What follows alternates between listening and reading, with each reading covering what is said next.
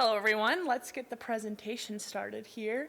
As she mentioned, my name is Grace Platte and I am the coordinator of membership and communication at the Animal Agriculture Alliance.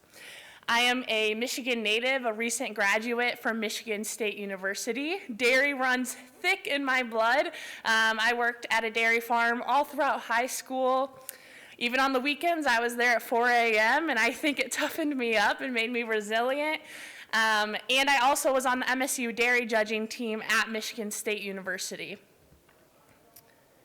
So, what is the Animal Agriculture Alliance? The Animal Agriculture Alliance was founded in 1987 and is a 501c3 nonprofit organization that brings together farmers, ranchers, veterinarians, animal feed companies, animal health companies, processors, allied associations, and others involved from getting food from farm to fork. So that sounds like a lot of people, and it's because it is. We try to bring everyone to the plate and to the conversation that is involved in the food chain system. We do this as we safeguard the future of animal agriculture and its value to society by bridging the communication gap between farm and fork communities. And we do this through connecting. What this means is that we bring everyone to the table to have a conversation to figure out how we can move the animal agriculture industry forward. We engage. People are hungry more than ever to know about where their food comes from. We want to start the conversation and make sure that the positive message about animal agriculture is at the front line. And lastly, we protect. We follow the activist organizations that oppose the consumption of animal protein, and we know their tactics so that we as an industry can confront them head on. This diagram here is a lot. So animal rights organization is in fact a very large business. They work with over $595 million worth of income annually. This diagram here not only shows how these organizations trade money, but how they trade volunteers as well as employees. And what's important to note here is that some of these organizations come off very mild to the public. We're just trying to improve animal welfare standards. We are trying to raise the bar of what animal agriculture looks like. We want ethically sourced meat. But that's not just the case. As you can see, DXE, which is one of the most extreme animal rights organizations, is very intertwined with all of these organizations, and their ultimate goal is to oppose the consumption of meat. To just really set home what we mean by this is here at the Alliance, we have employees that will go to their conventions and their seminars so that we can understand what their tactics are, and we can also hear their extreme ideals so that we are better prepared to counteract with them. So these quotes have been captured by the Alliance employees. My goal is the abomination of animal agriculture. We are trying to destroy animal agriculture. Animals are people too. Sometimes being aggressive, you have to be aggressive and it doesn't matter the cost. So, everyone here in this room, we find ourselves in the navy blue. We know our ideals, we know what animal agriculture is, we believe in what we do, and we understand that we are doing the best that we can, and we are always continuing to prove our animal welfare and sustainability. Then you have these animal activist groups. They find themselves in the orange. They're the opposite of us. Just as much as they're not going to change our point of views, we're unfortunately not going to change theirs either. However, everyone else typically is in the middle, and we call that the movable middle. So just as much as what they're trying to do through their social media campaigns is they're trying to reach the large audience of the average consumer who buys their food at the grocery store, goes home, cooks it, eats it, and that's about it. They don't think about it much more than that, but they want to be able to eat their meat when they want to go to dinner. And then they have us, and these activist groups are trying to create a wedge to remove us even further from consumers, so there's more misinformation and confusion on where their food comes from. So these activist organizations, as we talked about, have a lot of money in their pockets. So they have a lot of tactics in how to reach the average consumer. So just to name a few on this diagram, they use celebrity activism. Don't tell them I said this, but they're smart for that, right? Because we have these activist groups, and even though they are a very small percentage of the population, they have a lot of money, but they have a hard time reaching the masses. But if they reach out to a celebrity who has announced that they are vegan and they have them promote their vegan agendas, all of a sudden they have a huge audience of millions and millions of people. Additionally to that, in recent years, we've seen activist organizations such as PETA announce a huge campaign putting millions of dollars into telling people how their religion does not support the consumption of meat. Wild, right? But they don't just go after Christianity. They went after every single religion, read their Bible, read their books, and took the words and twisted them to prove that meat consumption is against their religion and posted that everywhere. So nothing's off limits for them. So in addition to that, I'm going to cover some of our more common tactics that we see used by animal activist organizations. The first one is undercover employment in videos. In recent years, we've seen people move away from this, and the reason why that is because for them, it's a lot of work. They have to get hired, they have to get vetted, they have to get trained, and then they have to stay there for months and work and try to capture videos that can be used and twisted to push their agenda. However, it's kind of wild. If you go on LinkedIn, you can find actual job postings, undercover investigator, for PETA and these activist organizations. So even though it's becoming less common, it's still happening. And it's also important to note here that even though they do send activists to go undercover in farming operations, their main goal is to not go after the farm and farmer itself. They're a casualty in it. But really what they're trying to do is go after these large corporations such as Costco, because the average consumer knows that name. It's in their cupboard. They go shopping there. They understand and can relate to that. And so they're trying to prove, for example, the reason why you can get a chicken so cheap is because these farmers are not raising their animals ethically and responsibly, and this is why their price margin is so little and large for them. Additionally, they have been using drones and frontline surveillance. So they call it frontline They call it frontline surveillance, but we call it trespassing. And so what this means is that they will go onto your farm and try to get videos and understand, where the traffic is during the day, where are the entry points, where are the exit points, where are the weak points in your operation. And then they'll also try to gain access into your animals and figure out how they can do that. In addition to that, they'll come into vehicles. And even now, with technology on the rise, we've seen a lot of use of drones. Now, if you are a farmer and you notice a suspicious drone above your farm, do not, and I repeat, do not shoot it down, because they are still considered aircraft. And if you shoot down an aircraft, you will end up on a federal list you do not want to be on. So do not shoot it down. Note it and call your police, local law enforcement immediately. And to follow that as well, please reach out to the Alliance. This is what we're here for.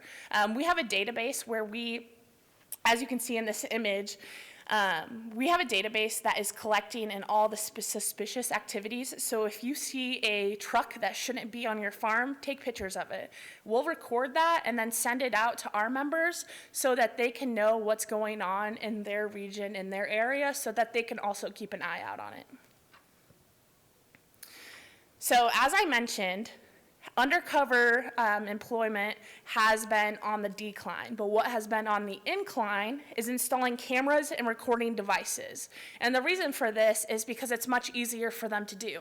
All they have to do is gain access on your farm once and twice to go put it in and to retrieve it, and they can get video footage of months rather than having to show up every single day and put on this front.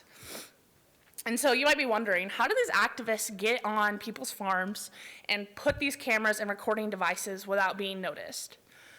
Well, what we have seen is that these activist organizations will pose as other people. So they'll pose as maintenance, they'll pose as a surveillance officer, they'll pose as even an employee of your partnering company, such as a nutritionist.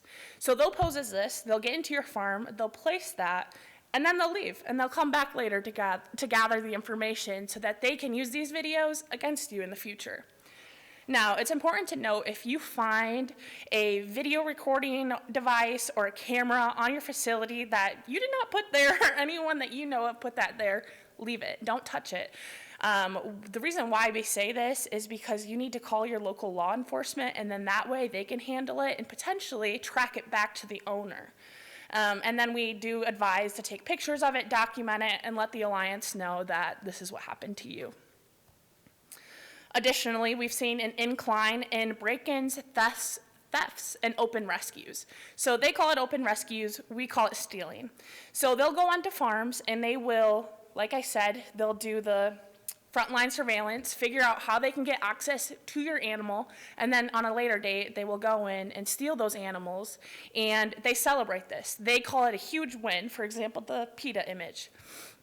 And then they encourage their followers on how they can do it as well. And so since open rescue has been on the rise, it's very interesting because you might not even know it happened. For example, this picture here with this calf. This farmer all of a sudden was missing a heifer calf. Had no idea what happened to it at all. Couldn't figure it out, months went by.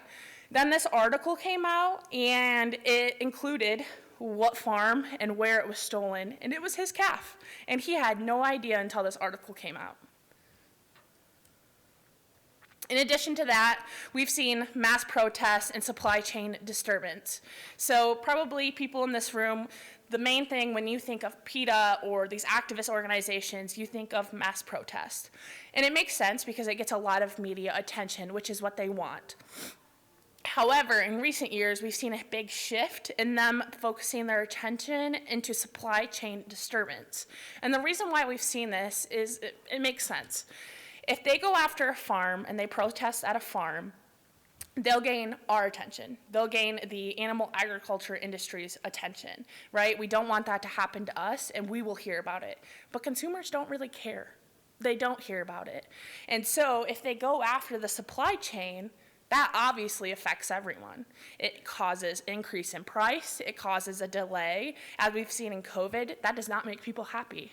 And so what we have seen in recent years is these activist organizations, as shown in the picture in the middle with the U-Haul trailer, they will park, so they block off the processing plant so actual trucks with animals can't make it in.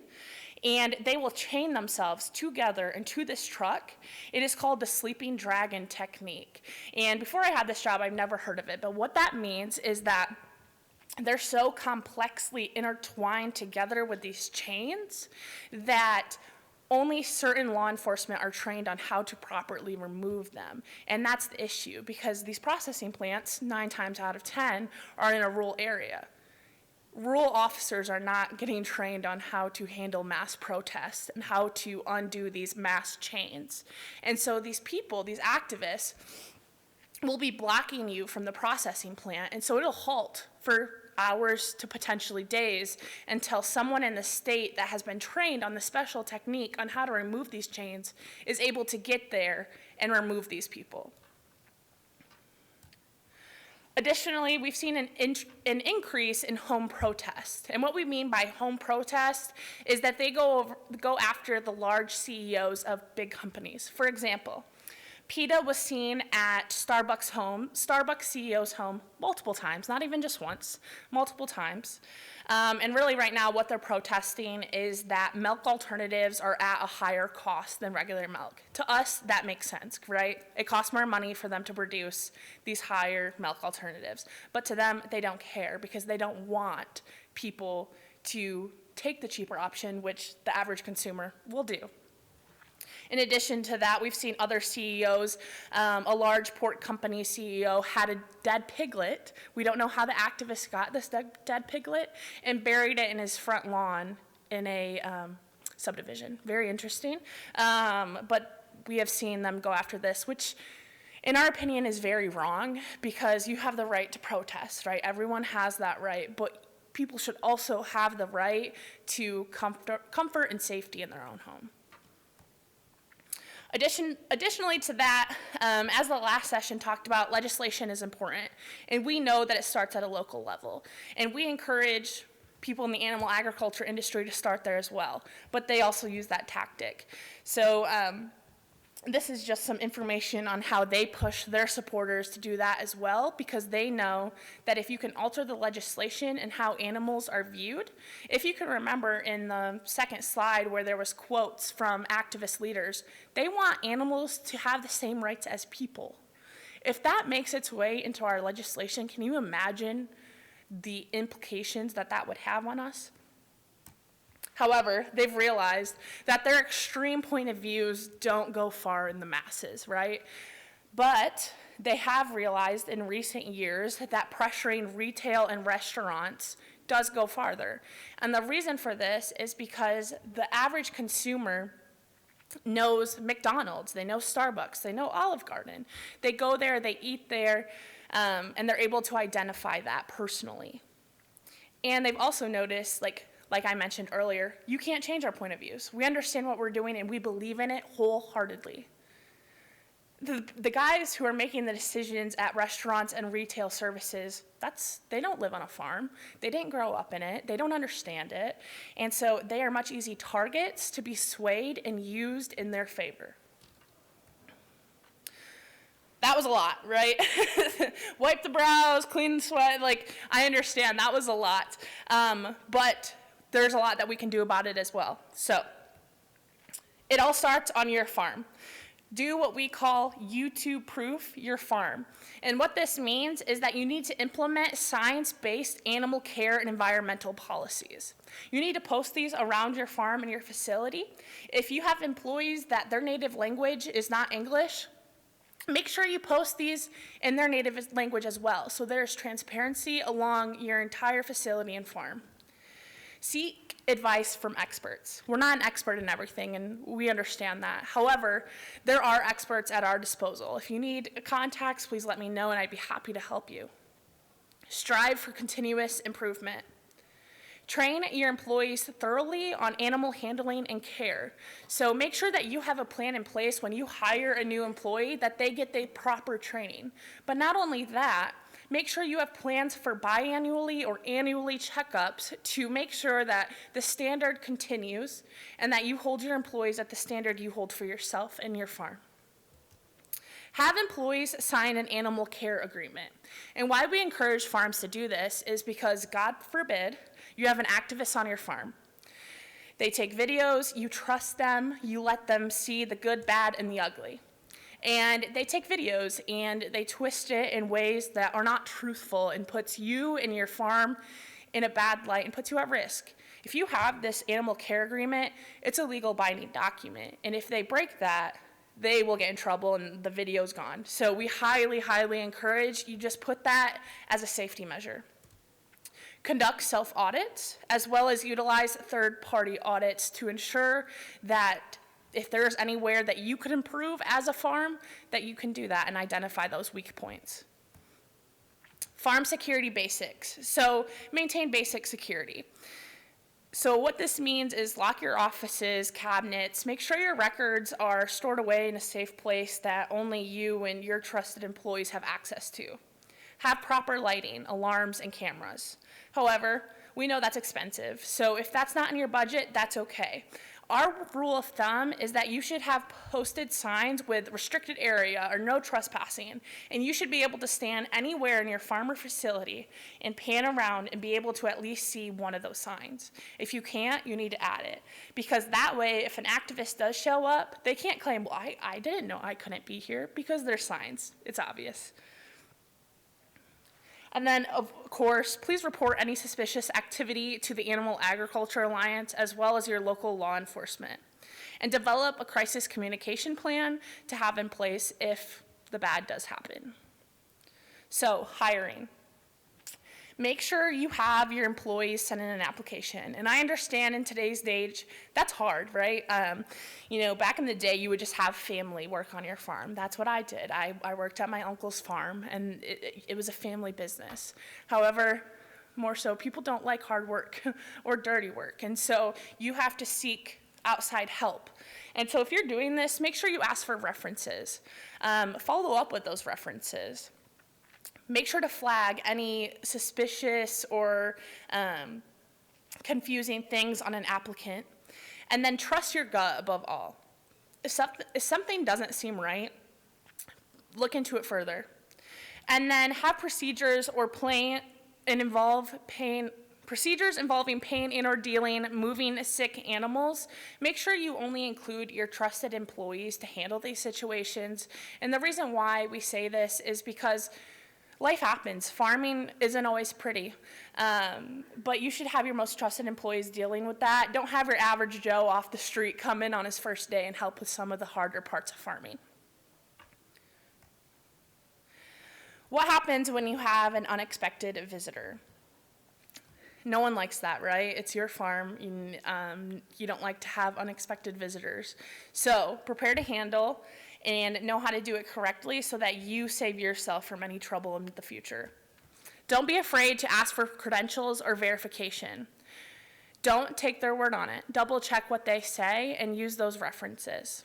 Gather as much information as possible. What we mean by this is take pictures, take notes on what did they look like, what color was their hair, what were they wearing, what is the description of their vehicle, and then immediately report any suspicious activity to your law enforcement. Make sure you have someone at all times escorting a visitor on your farm. Be cautious about information requests. So what we mean by this, if you have someone just randomly shows up on your farm, or even for, say, hiring, and they come in with 1,000,001 questions about animal welfare, and you answer something and they just have more and more and more, it's like they're digging something out of you, right? That's not normal. So make sure to flag that, and don't be afraid to ask them questions as well. So protest. We say, plan for the worst, hope for the best. So the worst happens, what do? Avoid confrontation and engagement. Easier said than done, I understand. But you have to keep your cool. You're probably being videoed and live streamed, and honestly, they're looking for uproar from you, so don't give it to them. Do not respond to inquiries or answer questions. Plead the fifth. Contact law enforcement immediately. They should be the ones handling these people. They should be having conversations with these people, not you. Make sure, though, that your law enforcement is up to date on animal welfare laws. And the reason why I say this is because these organizations and these activists, they're going to act like they know the laws better than you and better than the law enforcement. And they're going to try to twist these laws to be in their favor. But make sure you're up to date on the truth and let them know that, no, you cannot be here. They'll try to say that. And so make sure you and your law enforcement are up to date on the current regulations in your area. And then, of course, turn the camera on them. If they're recording you, record them. Record protesters, write down any information. Who are the leaders?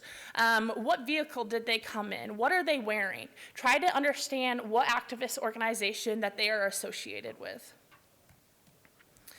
As I mentioned, law enforcement is important to have on your side. When something bad happens, it's always great to have them in your back pocket to be at your rescue. So identify who to contact with. So if you're in a rural area, know your local law enforcement. If you're in a highly populated area, understand who is at your disposal.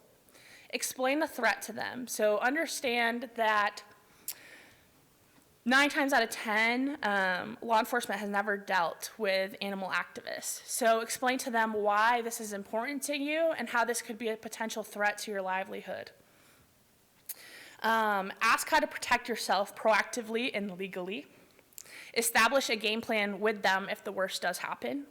And invite law enforcement to your farm. Make sure they get to know you as a person, as well as, let them know that you are following the best care guidelines and you understand that care is also important to you. Because if you don't take care of your animals properly, they don't produce, and then you aren't making a profit. And so it's important that they understand that you're a team. So, of course, be proactive, have a plan. Like I mentioned, plan for the worst, hope for the best. So what we mean by this is have a core team in place. Have your most trusted employees, family, friends know what to happen if the unthinkable happens. Have a contact list, who to reach out to, who to ask for help. Draft statements and response materials. If you have a protest on your farm, it's gonna be one of the worst days, of your life potentially, and you're not gonna wanna have to write up a statement about what happened or how you are going to handle it. Just have that already prepared and ready to send out. Contact your state associations and contact the Alliance immediately. Gather as much information as possible. Take notes, nothing's too small. Launch an internal investigation. Make sure that you didn't have an undercover employee and that there wasn't something internally that you could have done to stop this. Bring in a third party to evaluate, and then communicate with stakeholders. Believe it or not, you will be on the radar. So not only with activists, once you have been a target, it's like you get on a database and they follow you, and they're gonna keep you on their radar. But make sure that you have a plan in place to communicate with your stakeholders on what happened and how you handled it.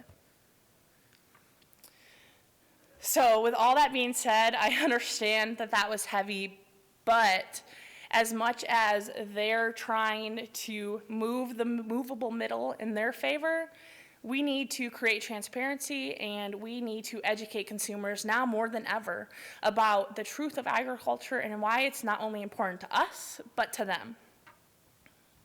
So build your brand. And what we mean by this is you're a business, you're a company, and just as much as your average business and company has a marketing team, market yourself. And what we mean by this is connect proactively with consumers throughout the food chain. Let your neighbor know who you are, what you're about. Get to know your legislators, local, state, and federal. So that way, people are voting on agriculture topics. Make sure that those voting for you understand that it is important, and just as important it is for you, it should be for them.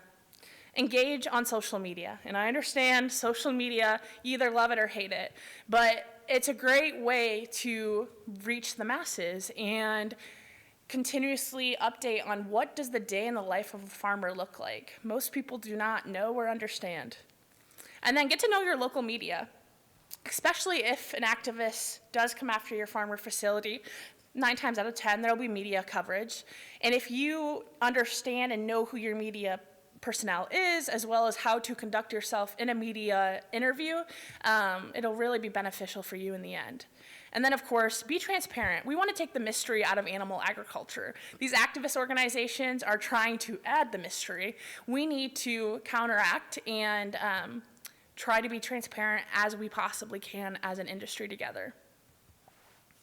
So build your trust bank. And what I mean by build your trust bank is that every time you educate, you speak to a group in your community, you go to your school council board, you host a farm tour, you bring in community members to sponsor and get involved and understand what you do. Every time you do something like that, you're adding to your bank. You're building your trust in your community.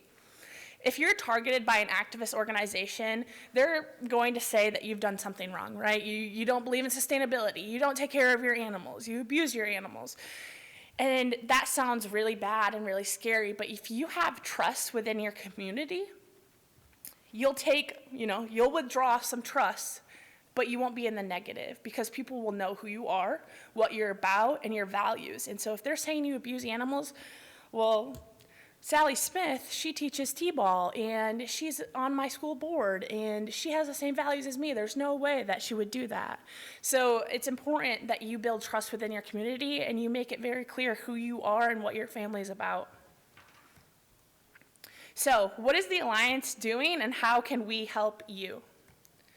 We are all about empowering advocates for agriculture. And we do this through 2 different programs. Our first program is available to any of you in this room. It's the Animal Ag Allies program. It's designed to empower farmers, ranchers, veterinarians, and anyone along the food chain to be outspoken advocates for agriculture online and within your community. And how we do this is that we host annual classes that are online and self-paced. It's through Zoetis, who has partnered with us. And so they educate you on every sector of animal agriculture. So from aquaculture to beef to dairy to pigs and everything in between. And then we also educate you on how to properly communicate about agriculture, how to talk about some of these hot topic issues such as animal welfare and sustainability. Additionally to that, we have the College Aggies Online program, and this is a scholarship competition that is designed for college-age students to promote animal agriculture on social media and within their campuses. So how we do this, it's a 9-week interactive program. Every week, the students have a different sector of animal agriculture, and we have mentors who are already established influencers on social media for animal agriculture, and they help them talk about agriculture in a positive way that gains the average consumer's attention. This past year, our students, which we had over 100 students participate from over 36 different states and 66 different universities, they reached 8.6 million people on social media. They reached 8.6 million people about agriculture and the positive things that we do here in this industry. Additionally to that, we donated over $18,000, and that was from the help of our supporters and members. We also engage, and so what we do to engage, as I mentioned earlier in this presentation, activist organizations are going after restaurant and retail brands. So we need to shift our focus to that as well. And so we have been working to build relations with dietitians, extension agents, restaurant and retail companies, and we have brought them on the farm so that we can help them understand this is the process. This is how food makes it from farm to fork. We also have a library for our members of social media graphics and captions from all sectors of animal agriculture, including nutrition to production to processing. We also write blogs and host interviews with top-notch companies such as The Hill. Uniquely to the Alliance as well is every year we put out a sustainability impact report. And what's so unique about this sustainability impact report is that it includes all sectors of animal agriculture. And there's not another one out there like it, and so we're really pride ourselves on that. It is available on our website for you to view. Additionally to that, we protect. So as a nonprofit organization, we do not lobby and we do not create a stance on certain hot topic issues. However, we follow our members and our people that specialize in this and understand, the science behind it. So we do follow it. So on our website, available to everyone, is our legislation map. And so that includes every state, so past, present, and failed legislation that results at all with agriculture. So in Wisconsin, the most recent one was in February or March of 2022, and that was to pass that milk products such as almond milk and soy milk could not be called milk any longer if it didn't come from a 4-hoofed animal. However, unfortunately, that did not pass. Additionally to that, since we are a nonprofit organization, we rely on donations and members. So as a member, you have access to our resource center. This includes a wide variety of different things, so as well as profiles on all activist organizations, as well as, if an activist came in your area, we do a full report and explain what happened and how you can mitigate your risks. And then I also mentioned that if you're on a farm and you own a farm or facility, you should have no trespassing signs everywhere you go. Well, we've already created these materials for our members, so if you're a member, you have access to everything that you should need to protect your farm. We also hold our annual Stakeholder Summit. This will be in Arlington, Virginia this year from May 4th through the 5th. And so why this Stakeholder Summit is so unique in one of its own is because we do bring everyone from the animal food or from the food chain to one table to have a conversation such as hot topic issues of sustainability.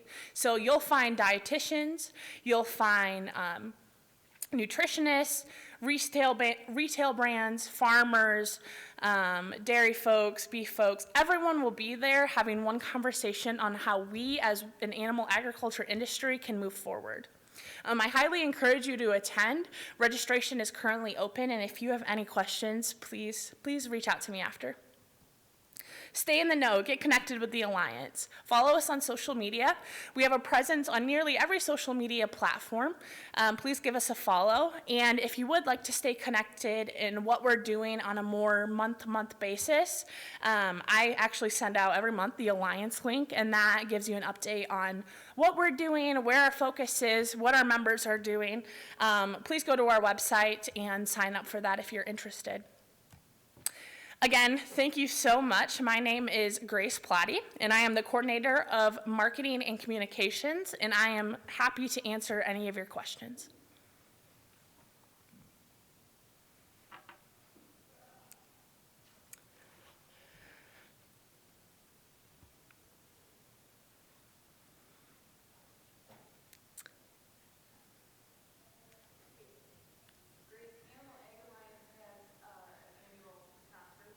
Correct. What are the dates and location of that this year? Yep, so that is our Partners in Progress, the Stakeholder Summit. It's May 4th through the 5th in Arlington, Virginia. Great. Yeah, of course. So these protesters come on your farm, can you call the police and have them arrested, or? Yeah. Yeah, of course. So his question was, if you have protesters that show up on your farm, can you call the police and get them arrested? That's a tricky question. It depends on how the protesters are interacting with you. If they're on your property, absolutely. You call the police, they'll come, and they'll arrest them for trespassing. Yes.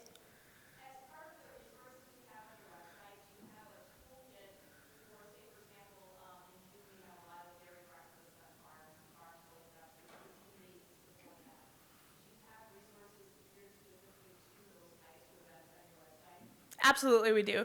And so her question was, do you have resources on your resource center that is geared towards community outreach events? And so, yes, we do. We highly encourage you to host these events and reach the public where they're at and show them what you do on a daily basis. And so we have created a package that helps you with guidelines as well as posters that you could hang. We also host webinars throughout the year. And that has been a topic in the past that we have covered, and that is available on our website and resource center as well.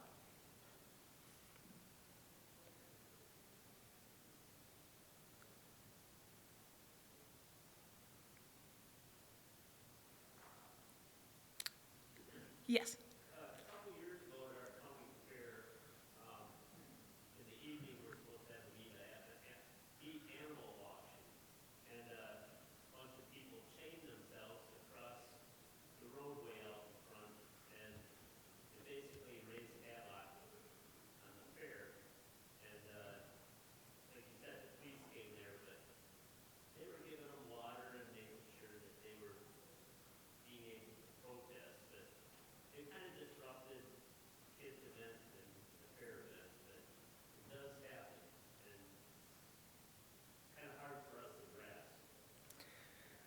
Absolutely. So his comment was at his county fair during the meat sale auction, activists showed up and chained themselves together and created disturbance for both the fair as well as the 4-H part of things.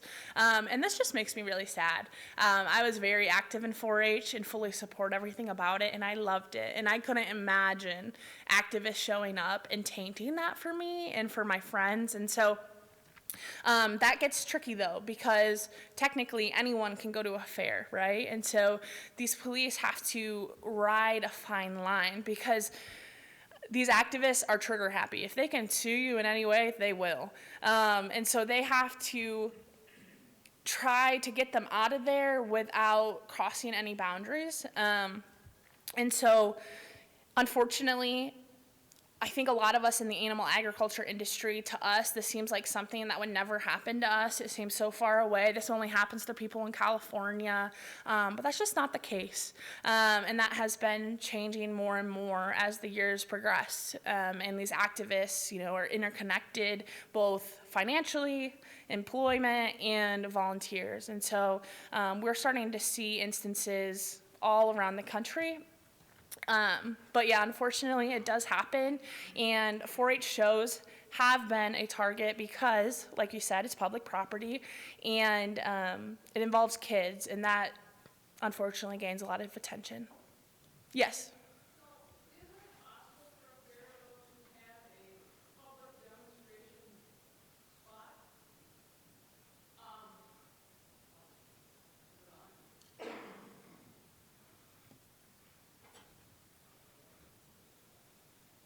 Isn't it the recommendation for counties, fairs to have a public demonstration spot so that if people do want to protest something, this is the spot they go to?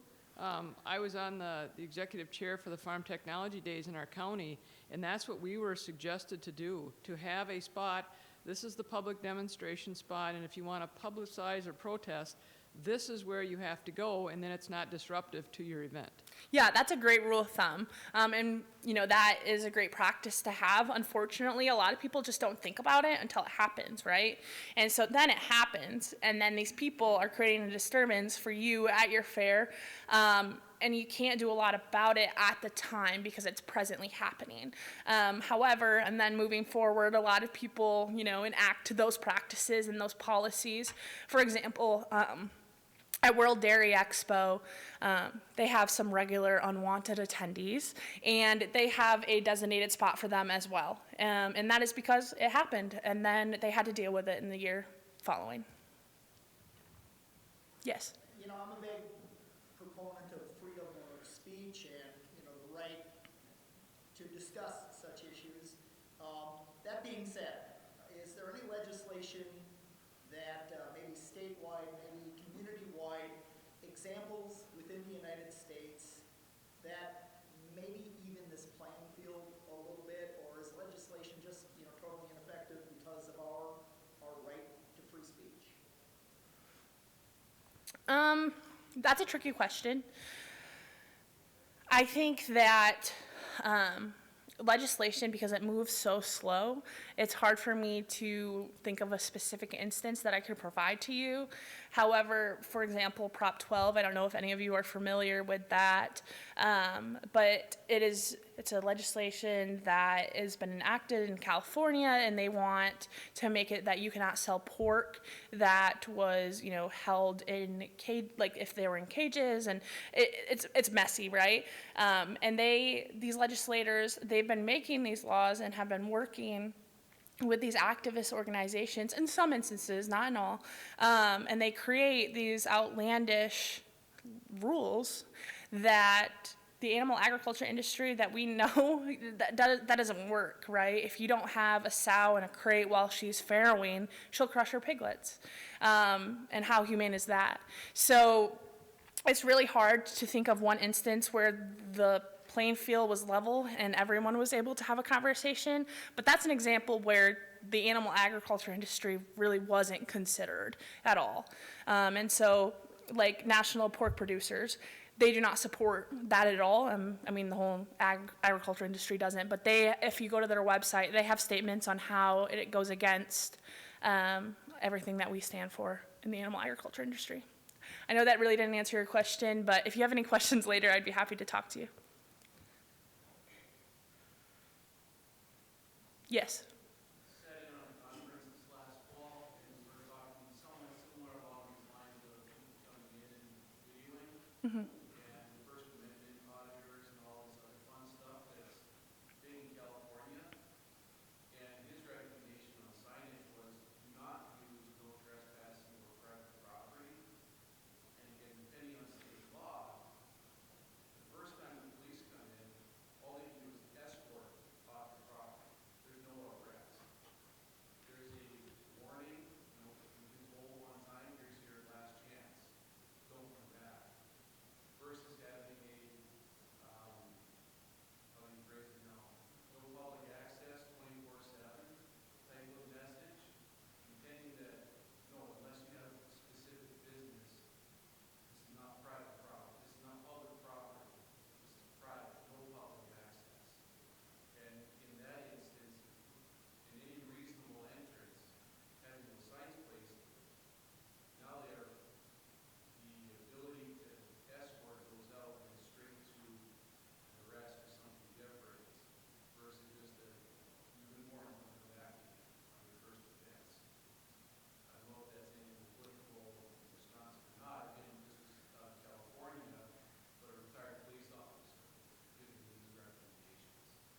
So that's really interesting. I think it's unique to say that it's from California, and I think that they have a lot of different regulations than the majority of the country, especially rural America.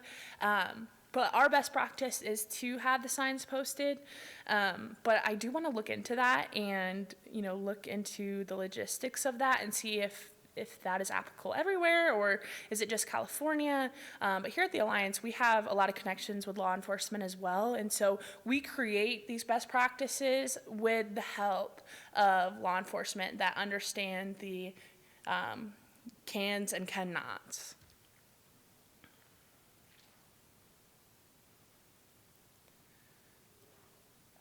Any other questions? If not, I want to sincerely thank you all for attending this session. And if you have any questions or would like to get connected with the Alliance in any way, please connect with me afterwards. I would love to chat with you further about any of the topics discussed today. Thank you again.